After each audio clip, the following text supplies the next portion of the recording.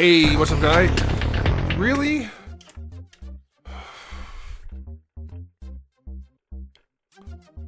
Hey, what's up, guys? This is Anthony from Anthony's Customs, and for this review, we are looking at the SH Figuarts 2B from NieR Automata, or Automata.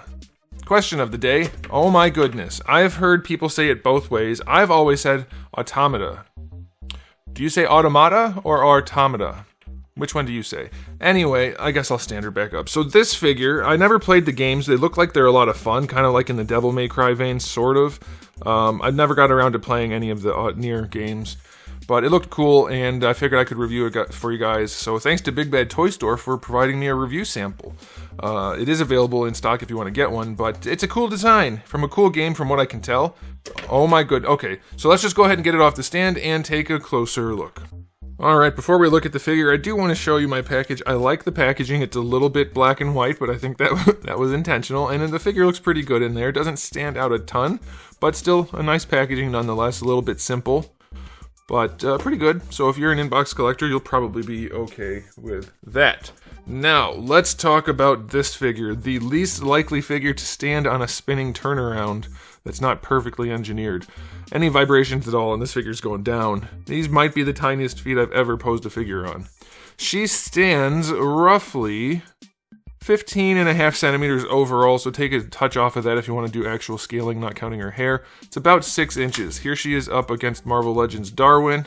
She's a little bit shorter, but could easily be mixed into that collection. Alright, so since we already did a question of the day and did some talking and stuff, let's just move right into the aesthetic. I have to say, there's some things on here that are really nice. If you look at her outfit, they've done some really nice sculpt work and paint work for that pattern going all the way around.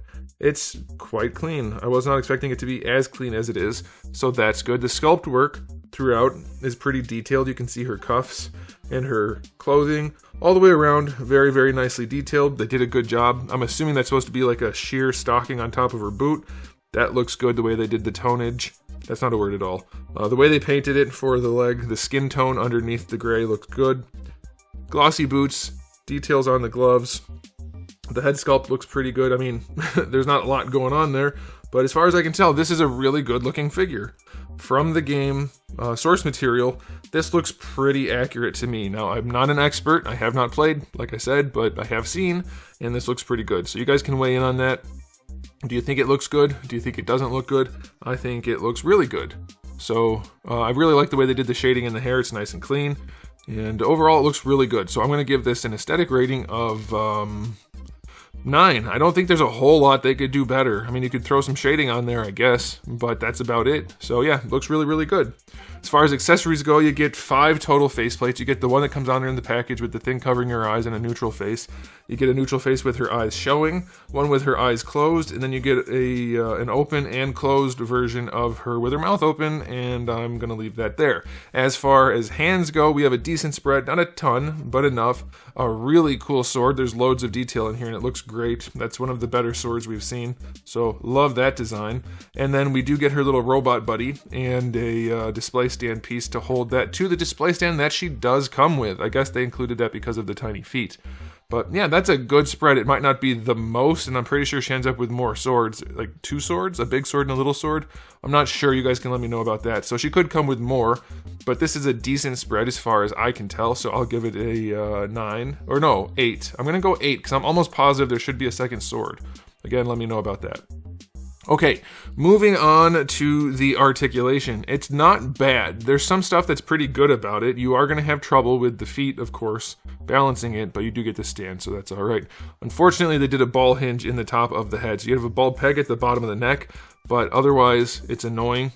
But not too bad. Like, it's not the worst ball hinge. You can see it's a little awkward to lean side to side and rotate at the same time, but it kind of just works.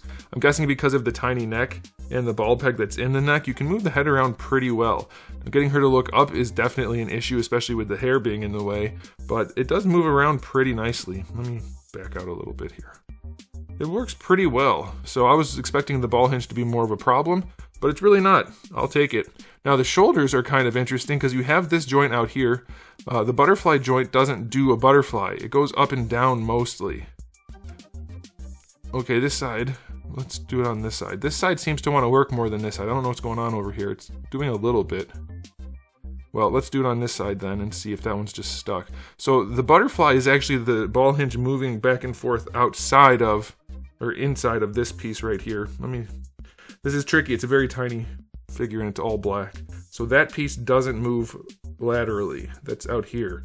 But that piece does move up and down, which isn't a ton of range, but when you mix it with the actual shoulder joint, you can get her arms up pretty far. Not all the way, but probably far enough. And then you also get a ball peg down here to help with that. So it's a little cumbersome in the shoulder, but because of the way it works, it's not bad. Like, I'm not sure how to do that one better because of the crazy design on such a tiny figure, but you get a little bit of butterfly action out of it. And like I said, it's not bad. It's maybe not the best thing ever, but it's also super tiny. Like, we're talking, this whole area is about 1/4 of an inch thick. So there's not a ton of space to do much engineering. So I think it'll be enough to get you done with posing, but it's not going to be like, oh, this is the most wonderfully engineered thing ever. The ball peg here is definitely going to do some heavy lifting. It's also your bicep swivel, and then you get your single jointed elbow that actually bends really nicely. It's not a ton of range, but given the design, I think it's okay. Ball hinge wrists, of course, that's pretty standard. For the torso, it's just some ball pegs, so she's just going to lean around. Again, it's not the most range ever in the world, but it will get the job done. And the skirt piece is just, there's no articulation or anything, but it's fairly thin and flexible, so you don't have to worry about that too much. Now for the hips, I'm not sure why they did this, because they don't do this on many of their figures these days. There's a drop down, which I just don't think was necessary because it doesn't, like, it's already mostly hidden. You could have figured out your range very easily without it, but let's see. So going out to the side, that's not the drop down, that's just the joint. Full splits, no problem there. I'm hoping I'm not washing out the whites too much, but I'm trying to show the blacks at the same time. So yeah, the hips, you can see they're just ball pegs, and with the drop down, they go all the way out to the side, no problem. And then as far as kicking goes, with the drop down, super high. So I guess maybe that's what they were going for. They wanted that really ridiculously high range. But without the drop down, you can keep it up there and still get pretty high kick, like up to horizontal. So that's okay. They don't go back at all. She has too much of this, so can't do that. But you do get a thigh swivel. It's down here at the top of the boot rather than at the top of the stocking. But it works. It's maybe a little bit loose, but it's okay. Single jointed knee, not the most range. Single joint makes it pretty hard to do a lot of range without it looking bad. I probably would have just gone with traditional double jointed knees and elbows, but they did singles. And then for the ankles, you do get your ball hinge with, it's technically plenty of range, and you're going to get to do your ankle rocker. It's just the feet are really tiny, so it can be balanced on them, but it's going to be tricky. So it's kind of a simple figure, but it works pretty well. It's not going to be the best thing you've ever posed, but it'll probably work enough. So I'll give her articulation a 7. There's nothing terribly wrong with it. There's just nothing terribly good with it. I think the character design carries it through. I think it's got a really good look to it, and so whatever posing you can achieve should look pretty good. I think that's what they're going for. So, time for the final verdict on this release. Is it the best figure ever released? Definitely not. The articulation's fairly limited. Sculpt and paint, pretty darn good. Accessories, solid. I think it's a strong release, just maybe not the most impressive. I'm going to give it an overall rating, because it's not super expensive either, of 8 out of 10. It's a good release. If you like these games or just like the character design, go ahead and pick it up. I don't think you'll be disappointed. If you are just looking for cool figures that are the best things you can find, it's probably not that, but you know, it's up to you. You have to decide for yourself if you like it enough.